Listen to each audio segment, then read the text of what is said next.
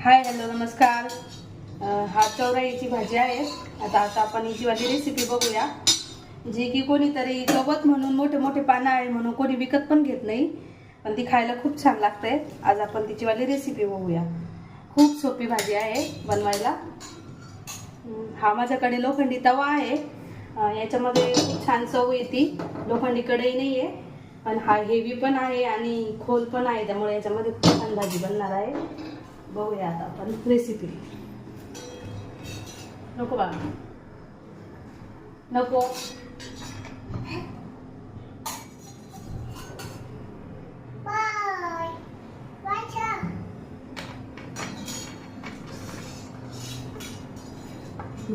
तेल इथे गरम होत आहे. तेल गरम झाले का आपण त्याला फक्त तेल आणि हिंग आणि जिऱ्याचीच फोडणी देणार आहोत. हळद वगैरे पालेभाज्यांना टाकत नाही, त्यामुळे आपण भाजीला हळद टाकणार नाही आहोत. तेल तापलं. आता जिरे टाकून घेऊया आणि अगदी नकळत हिंग.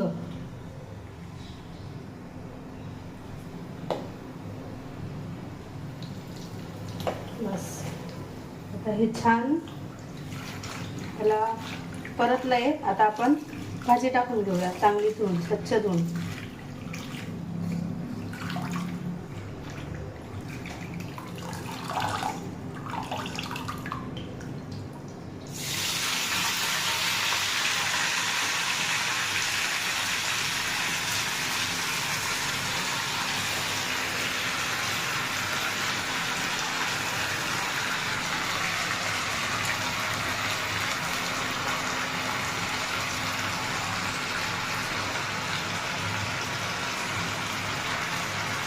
माझ्याकडे हे धुण्यासाठी मोठं भांडं नाही आहे, त्यामुळे मी या भांड्यामध्ये थोडी थोडी भाजी करून धुवून घेणार आहे.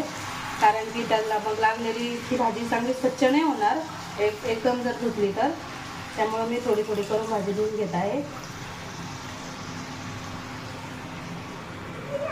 आता ही भाजी दिसताना खूप दिसत आहे आपल्याला पूर्ण तवा भरून, परंतु ती परतल्यानंतर खूप थोडीशीच होणार आहे.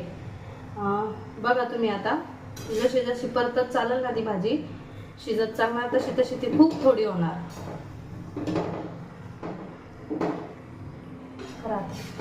ही भाजी ना ही आपण 2 मिनिटं अशीच परतून देऊया. अजून याच्यामध्ये काहीच नाही टाकायचं. या भाजीमध्ये आपण फक्त त्याला हिंग आणि जिरेचीच फोडणी दिलेली आहे. अजून मीठ पण नाही टाकायचं आहे, कारण ती शिजून थोडीच होईल, त्यामुळे आपल्याला मिठाचाही अंदाज नाही येणार आहे या भाजीला. तोपर्यंत आपण इकडे वाटणाची तयारी करून घेऊ. परतीये तोपर्यंत आपण इकडं वाटणाची तयारी करून घेऊया. तुम्ही तुमच्या अकॉर्डिंग जेवढं तिखट खाता तेवढी मिरच्या टाकू शकता, हिरव्या मिरच्या. आता आम्ही तिखट खातो म्हणून मी थोड्या 7-8 घेतलेल्या आहेत. त्यानंतर 1 कुडी लसणाची घेतलेली आहे, त्यातून 2-3च कांदे शिल्लक ठेवले आहेत. आणि शेंगदाणे आपण आपल्या आवश्यकतेनुसार घेऊया. कोणी शेंगदाणे नाही खात, त्यांनी नाही टाकले तरी चालतं. फक्त मिरच्या आणि लसूण टाकले तरी पण भाजी खायला छान लागते. बस ही आहेत वाटणाची तयारी. हिरव्या मिरच्या, लसूण आणि शेंगदाणे. ठीक आहे. हे बघा आता हे वाटण आपलं तयार झालेलं आहे. हिरव्या मिरच्या, शेंगदाणे आणि लसूण. आता इकडे भाजी पण छानपैकी परतलेली आहे. आता आपल्याला अंदाज येईल की याच्यामध्ये आपण मीठ वगैरे किती टाकू शकतो आपल्या चवीनुसार. तर आता आपण इकडे मीठ टाकून घेऊया.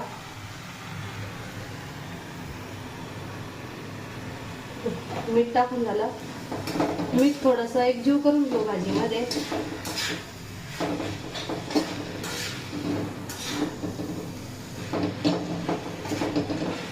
आता मीठ थोडंसं एकजीव करून झालं का आपण लगेच त्या भाजीमध्ये आपलं वाटणही टाकून घेऊया.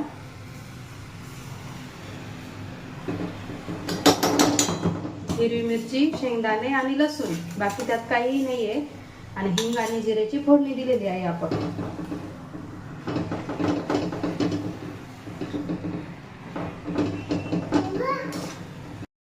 तर बघा आता आपण भाजीमध्ये वाटण घालून आणि छान अशी तिला हलवून एकजीवही करून घेतलेला आहे. आता हिला फुल गॅसवरती नाही शिजवायची आहे. गॅस मंद आचेवरती हिला 5 मिनिटं आपण ह्या भाजीला छान असं शिजवून घेऊया आणि मग बघूया भाजी कशी दिसते ती. बघू शकता तुम्ही, दिसतानीच तोंडाला पाणी येत आहे. किती छान भाजी दिसत आहे. आता अजून शिजायची हिला 5 मिनिटं.